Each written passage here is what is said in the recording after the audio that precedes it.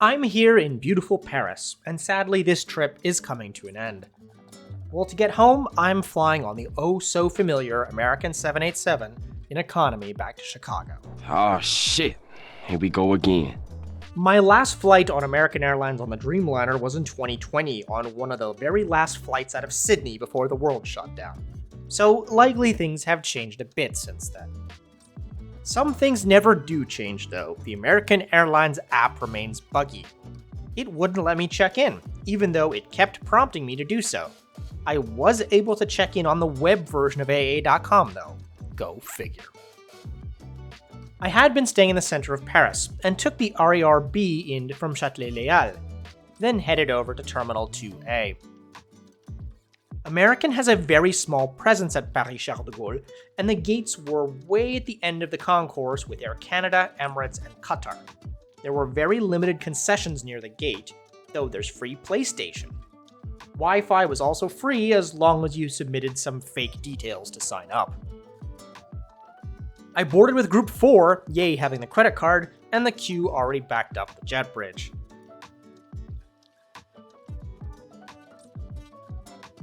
This 787-9 has 30 business class seats, 21 premium economy, 36 main cabin extra, and 198 in regular old economy. That's where I'm headed today. American's long-haul seats have 31 inches of legroom, 17 inches of width, with both full and USB power. For the most recent comparison, my British Airways A380 on the way over here had the same legroom but with an extra 0.5 inches of width. Never mind the 18.6 inches in economy on Delta's Airbus A220s. I also noticed that the seats were starting to look a bit worn. Speaking of worn, American is still going with the Going for Great safety video, which is 6 years old now. Because great is what we're going for. Going for Great isn't even their slogan anymore. You might be forgiven for not remembering that American even has a safety video, as none of their narrow bodies have in-seat entertainment anymore to show it. Don't feel too bad though, I think American forgot about it as well.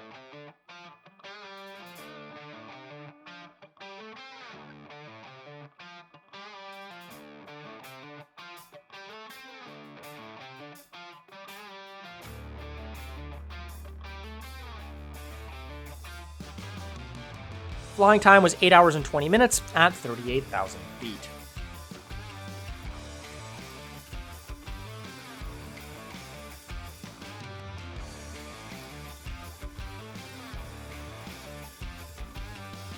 I was able to get not one but two beverages during the drink service, which was great. The cabin crew inadvertently skipped my row when handing out the snacks, but that's fine, as I ate way too much in France. For the main meal, there was a choice of pasta or meatballs, and I went for the meatballs, which were served with mustard mashed potatoes. The meatballs had never even heard of the Maillard reaction, but they and the potatoes were decent, if not particularly photogenic. There was also a small salad, la vache qui rit cheese with bread and crackers, and a small piece of carrot cake that was also good. It was all perfectly edible. Was it amazing? No. As good as British Airways catered by Doe & Co? Also no. But perfectly fine. 4 hours later in, there was another service with chocolate ice cream and more drinks. That's all I had gotten the last time I flew American 787 out of Barcelona in 2019. But as pointed out in the comments, there should have been another meal, which they likely just forgot to cater. Indeed, that was the case. An hour and 5 minutes before landing, the final meal was served, a beef or vegetarian pastry and another beverage. For a beef hot pocket, it was honestly pretty good, but certainly nothing gourmet. Still, what do you expect? We're back here in economy after all. American has both in-seat entertainment as well as streaming entertainment options on your own device, as well as Wi-Fi available for purchase. The 787 has the classic dimming windows, and it wasn't hard-locked by the crew for once. One of the two lavatories on my side was out, always a good sign. I should also note that American has 30 new 787-9s on order that will be entering service in 2024 and feature a new business class.